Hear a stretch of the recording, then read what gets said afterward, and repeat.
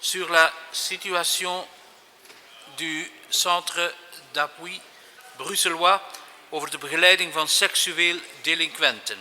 On commence avec Madame Benamou. Je vous en prie. Merci, Monsieur le Président. Monsieur le Ministre, vous avez rencontré mercredi matin des représentants du CAB. Vous les avez rassurés quant aux arriérés de paiement, mais par contre, vos propos pour l'avenir de ce centre sont moins optimistes. Vous vous seriez seulement engagé à essayer de débloquer des fonds lors du prochain contrôle budgétaire de septembre. À ces conditions et dans l'attente du miracle promis, cette institution devrait fermer en octobre prochain.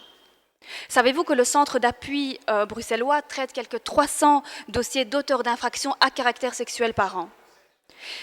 S'il ferme, les conditions de libération conditionnelle ou de sursis probatoire ne pourront plus être remplies. C'est donc également un mauvais calcul financier puisque les délinquants sexuels en prison y resteront, ce qui pourrait coûter plus de 5 millions d'euros par an. Avouez que les 36 000 euros d'économie sur les 180 000 euros du budget du CAB sont dérisoires par rapport au surcoût attendu. Déjà aujourd'hui, la prise en charge pourtant essentielle de ces personnes qui devraient débuter en prison ne l'est pas, faute de moyens suffisants. Vous qui dites faire de la lutte contre la récidive une priorité, vous boycottez le travail de ce service qui mène pourtant des actions déterminantes contre la récidive. Alors, Monsieur le Ministre, voici mes questions. Quelles sont les conclusions de votre rencontre avec le CAB ? Pour les personnes qui travaillent au sein du CAB, la situation est difficile. Ils doivent assurer leur mission sans savoir pour combien de temps encore, si celle-ci pourra perdurer. Quel mot d'ordre leur a été donné pour l'avenir ? Doivent-ils dès à présent arrêter de fixer des rendez-vous qu'ils ne pourraient plus assurer à partir de septembre ?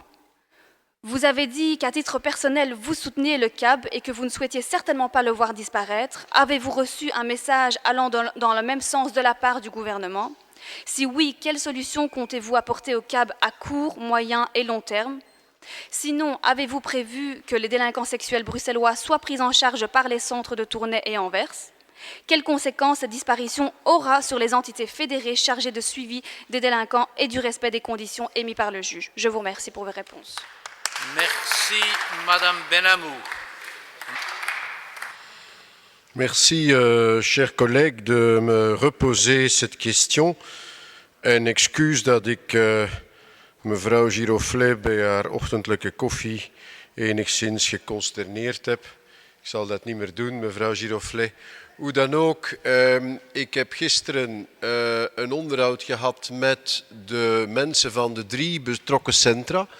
Et lors de cet entretien, je leur ai donné autant de confort que faire se peut. C'est la réalité, ils le savent par ailleurs. À savoir que lors du contrôle budgétaire au mois de septembre, je ferai de tout mon mieux pour obtenir les moyens additionnels dont ils ont besoin et que donc ils devront attendre ce moment. Donc je vous demande un peu de répit à cet égard.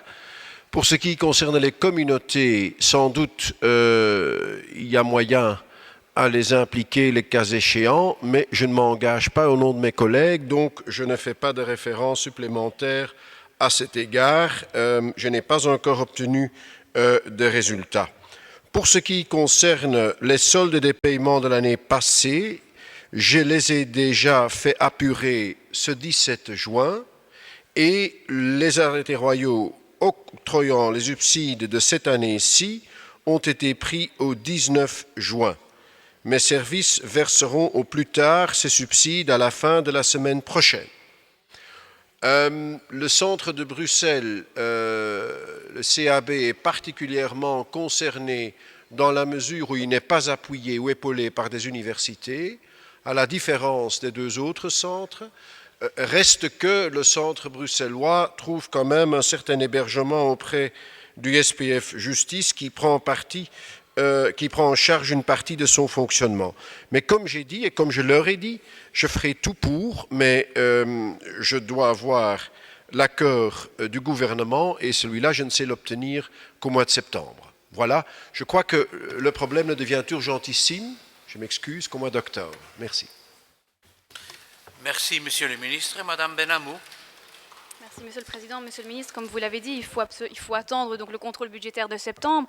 Mais nous, à ce niveau-là, voilà, c'est une réponse qui ne peut pas nous satisfaire, car il n'y a aucune certitude pour ces travailleurs de pouvoir continuer de travailler. Ils n'ont pas d'avenir dans ce sens-là, et également pour les justiciables qui, eux, ne savent pas par qui et par comment ils seront pris en charge à moyen terme. Donc c'est pourquoi nous vous invitons donc, à insister lourdement auprès du gouvernement. Ça va, je vous intéresse?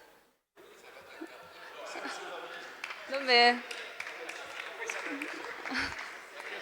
Donc nous vous invitons donc, à insister lourdement auprès du gouvernement pour qu'il débloque au plus vite leur situation. Je vous remercie. Merci, monsieur. Madame Benamou. Madame Capras.